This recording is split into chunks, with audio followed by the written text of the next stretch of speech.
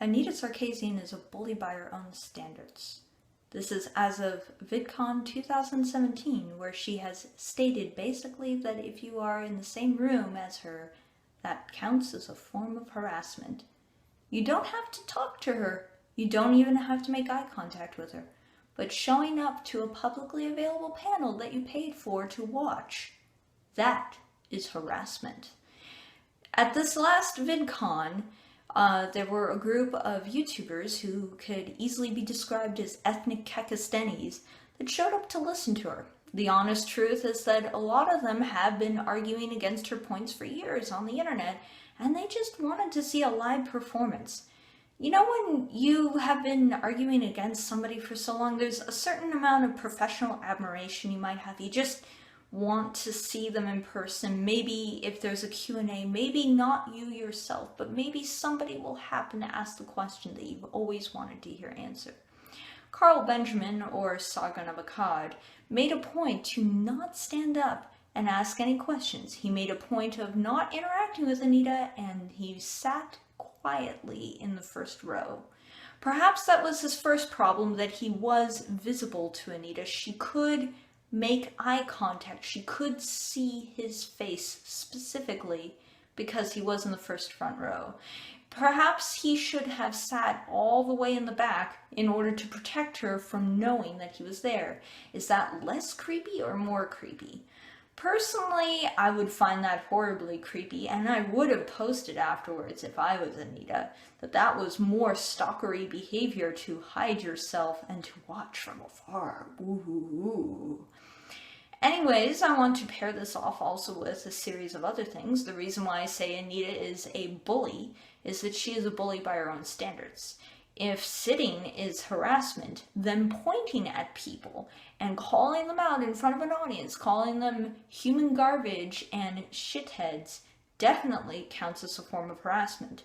Why? Because she's taking it a step up. She's verbally insulting people and pointing at them. Imagine for a moment, let's just imagine you're in a giant crowd of people and somebody on stage points you out as a person that famous person does not like, and they are drawing attention to the crowd to you who are a person in the audience. You had a certain level of anonymity and security in the crowd, you could say.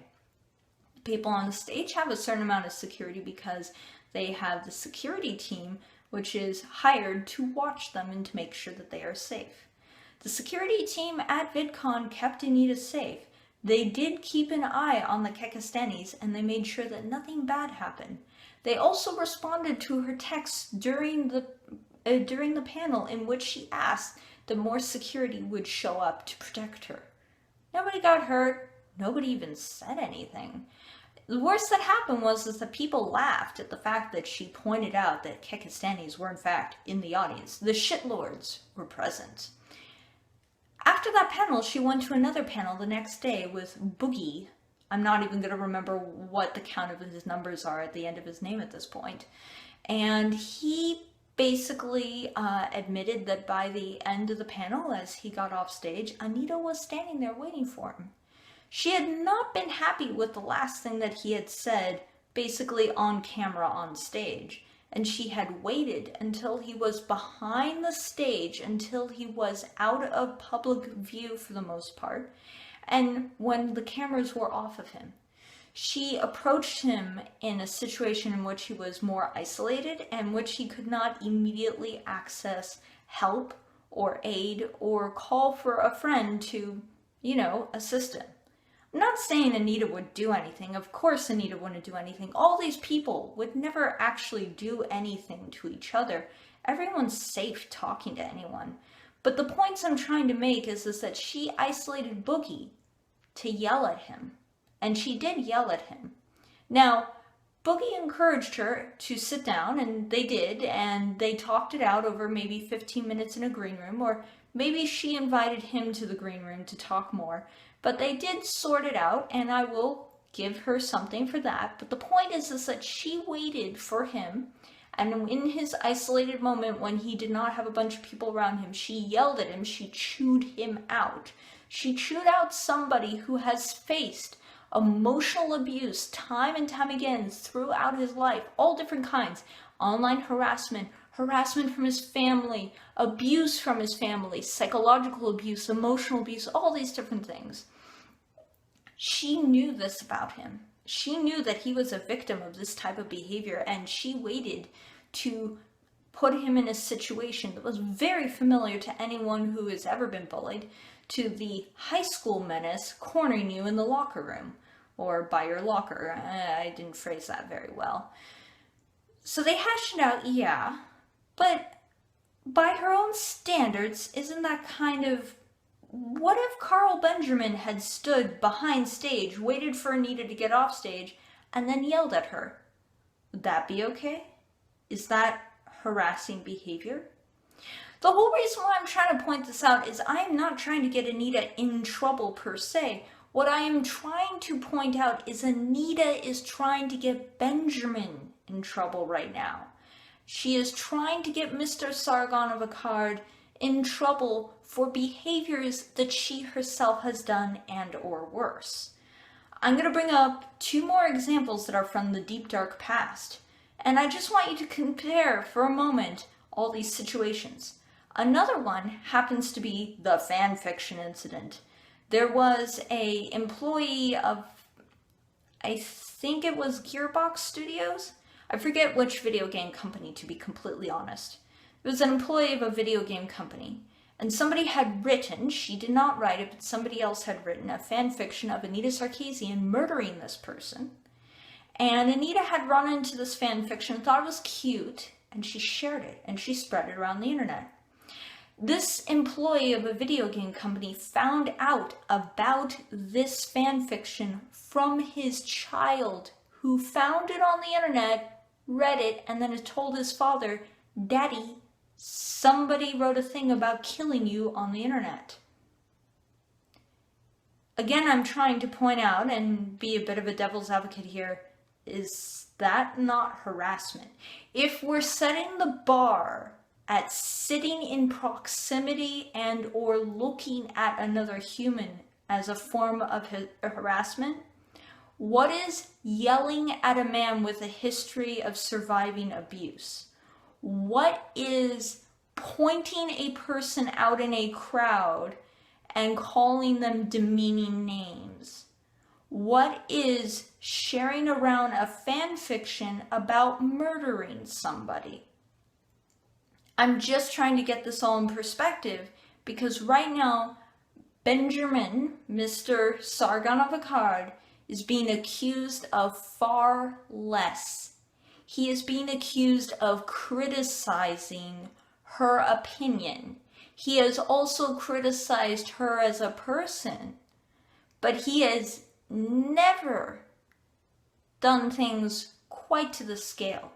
And if he has, then the point I would still like to make is she has done these same things to other people. I am not saying that we should ignore cases of harassment that Anita Sarkeesian has faced because of the Feminist Frequency series and her other activities. I do not condone hand-waving away anything bad that has happened to her. However, if you cry about harassment, but you yourself have harassed people, you cannot have everyone else run to your aid without examining your prior behavior. This is exactly the kind of thing that gets me, because what it does is this kind of behavior, this kind of culture in which we run to the defense of somebody and never examine their own behavior, this actually encourages people to become bullies. One more example. This example has to do with Notch. And I'm going to finish this up soon because I know that it's long. Notch. Okay, so Notch bought a mansion. Notch had a housewarming party. Notch sent out invites with a +1. Somebody who knows Anita took Anita as his +1. It's not necessarily weird. As far as I know, Anita and Notch had never gotten along splendidly on Twitter or other forms of the internet. But as far as I know, there was no hostile relations between them. It's just kind of a weird, odd choice. But then Anita gets in his house and starts taking pictures of the interior of Notch's house and starts posting these pictures on social media. Notch finds out about this later, and what I can tell you is that Notch was not upset, but Notch thought it was pretty weird. Why did he think it was weird? Well, again, and this is where I'm wrapping it up pretty much, if Anita thinks that sitting in the same room as somebody is a form of harassment, what is taking pictures of the interior of the home that they live in and then posting it on the internet for people to see? Again, the point I'm just trying to make is if this is the standard that Anita wants to set, then Anita needs to be held to the standard. If Anita says that you can't sit in the same room as somebody, then we got to examine things like taking pictures of the interior of people's houses without asking permission first. We have to look into things like spreading around fanfics in which you murder somebody that you disagree with. Let's also consider for a moment also the boogie thing again. That's the sound of somebody coming home, so I'm gone.